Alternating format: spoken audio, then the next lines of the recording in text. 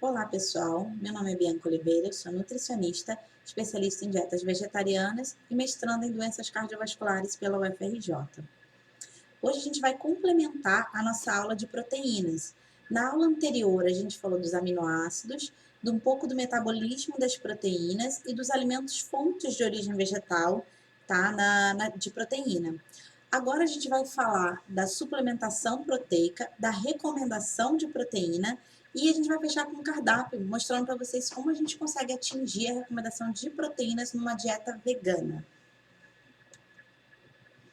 Bom, falando em recomendações, as nossas DRIs recomendam de 0,8 a 1 grama de proteína por quilo de peso, o que vai ficar entre 10 a 15% do valor calórico total da dieta. Isso seria adequado para a população em geral. Agora, quando a gente começa a falar de praticante de atividade física ou de atleta, nós temos algumas recomendações. Dentre elas, a gente tem a Sociedade Internacional de Nutrição Esportiva, tá, que lançou um parecer recomendando de 1,4 a 2 gramas de proteína por quilo de peso. E na hora do cálculo da dieta, isso deve ficar entre 10 e 30% do valor calórico total. E aí, conforme a gente viu lá na aula anterior, nós temos vários alimentos fontes de origem vegetal. Eu mostrei para vocês que a gente pode fazer combinação entre esses alimentos para equilibrar o aminograma, mas dependendo da necessidade do paciente, tá? Às vezes você tem uma demanda muito aumentada, você vai precisar de 2 gramas por quilo de peso. Às vezes ele também não tem tempo, por exemplo, de jantar. Quando você pula uma grande refeição, às vezes é uma pessoa que sai do trabalho e vai direto para a faculdade, não tem tempo de fazer uma refeição, você acaba precisando lançar mão de suplemento. Suplemento é só para quem malha? Não, suplemento é uma ferramenta na dieta. Tá? Se eu não consigo atingir a recomendação de nutrientes por algum motivo logístico da vida daquele paciente, aí eu lanço mão do suplemento. Tá? Então, uma ferramenta na dieta, no cálculo do cardápio do teu paciente. E aí o pessoal ainda pergunta, a gente vai utilizar o whey protein, no caso, se você realmente precisar, tá? Se o teu paciente for vegano, você não vai usar o whey protein, porque o whey protein é extraído do soro do leite, tá? A gente tem várias proteínas veganas à disposição no mercado. A gente tem proteína da ervilha e do arroz como as mais comuns, tá? E ainda existe uma dúvida se essas proteínas elas têm qualidade, né? Vão apresentar resultado igual a proteína do leite, igual ao whey protein.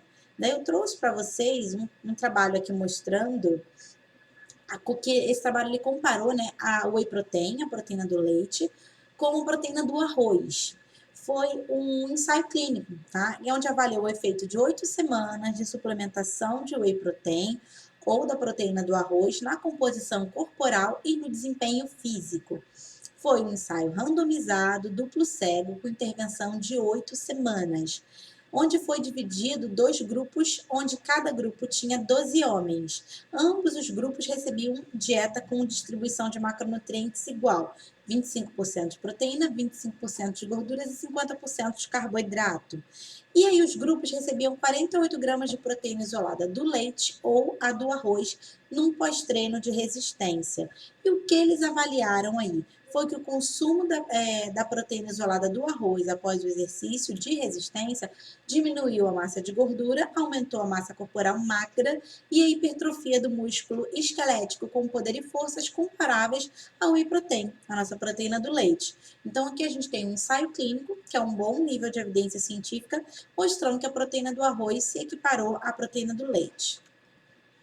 Daí eu trouxe para vocês um outro trabalho que avaliou a proteína da ervilha, tá? O que você encontra hoje em dia no mercado, à disposição, são blends, tá? Você acha a combinação de proteína da ervilha com do arroz. Isso é muito comum. Mas você também acha a proteína só da ervilha ou só do arroz. Bom, esse trabalho aqui, o título do trabalho foi Suplementação Oral de Proteína da Ervilha, promove ganho de espessura muscular durante o treinamento de resistência. Foi também um ensaio clínico randomizado, duplo cego, controlado por placebo. Tá? Ele comparou o efeito da suplementação de 25 gramas de proteína da ervilha ou 25 gramas de whey protein ou placebo. Então, a gente teve 3 grupos. Ele comparou esse efeito na espessura e força muscular bicipital de 160 indivíduos submetidos a treino de resistência por 12 semanas.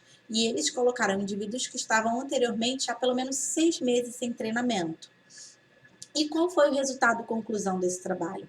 Que o aumento na espessura muscular bicipital foi maior de modo estatisticamente significante no grupo que suplementou a proteína da ervilha em comparação ao placebo. Obviamente, né? Era placebo. Também foi maior quando comparado ao whey, só que já não foi estatisticamente significante. Então, a gente pode dizer que se equiparou ao whey protein. E a força muscular também aumentou com o tempo, porém sem diferença estatisticamente significativa entre os grupos. Então, a gente tem dois ensaios clínicos aqui que eu trouxe para vocês, um comparando a proteína da ervilha e outra a proteína do arroz, a gente vendo equivalência ao whey protein. A gente pode utilizar na dieta vegana essas duas ferramentas, ok? E aí eu quero mostrar para vocês um cardápio. Esse cardápio aqui ele é sem suplemento, tá? Onde a gente consegue atingir a recomendação de proteínas só com os alimentos de origem vegetal. Trouxe um exemplo simples, tá? Comparando, por exemplo, mostrando um exemplo para uma dieta de um homem de 33 anos que quer manter a composição corporal deles. Vamos supor que o cálculo deu um VET para ele de manutenção de 2.000 calorias. E aí ele pratica alguma atividade física, a gente vai colocar 1,3 gramas de proteína por quilo de peso. Então, a gente já viu que é a recomendação acima até da DRI, tá? No café da manhã, eu coloquei aqui uma panqueca de grão de bico, que ela vai ser feita com 1 colher de chá de chia e 3 colheres de sopa de farinha de grão de bico. Na hora que você construir o cardápio, utilizar receitas para, claro, os pacientes que gostam de cozinhar, você não vai usar receita para pacientes que não gostam ou que não tem tempo de cozinhar, ok? Então, isso é sempre levado em consideração.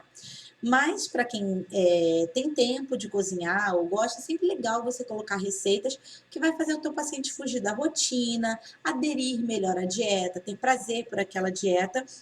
E se você souber utilizar as receitas, você consegue fazer receitas proteicas para utilizar nesse cardápio.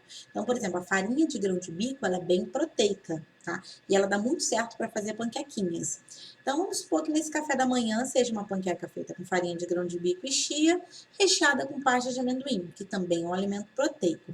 Na colação, meio mamão papaya com farelo de aveia. A aveia também é proteica, conforme a gente viu lá na primeira aula. E eu mostrei para vocês que você vai somando um pouquinho daqui, um pouquinho dali, e a gente fecha.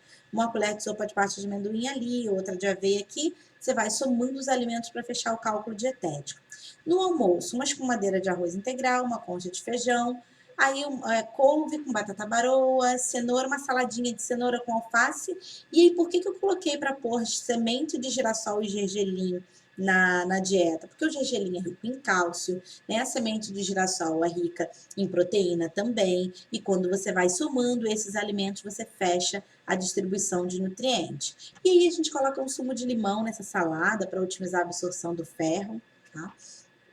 Chegou no lanche da tarde, ele vai fazer um smoothie de leite vegetal de castanha de caju, batido com banana, chia e farelo de aveia.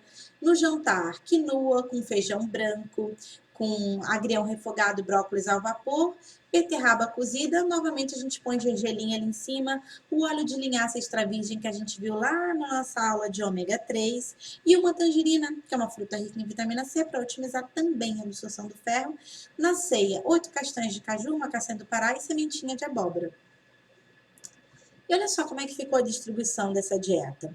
1,3 gramas de proteína por quilo de peso. A gente tem aqui 86 gramas de proteína, o que representou 16% desse valor calórico aqui, que ficou em 2.038 calorias. E a gente não utilizou suplemento. Esse mesmo cardápio aqui, a gente consegue atingir todas as vitaminas e minerais, tá? A gente tem cálcio, a gente tem ferro, tudo na recomendação.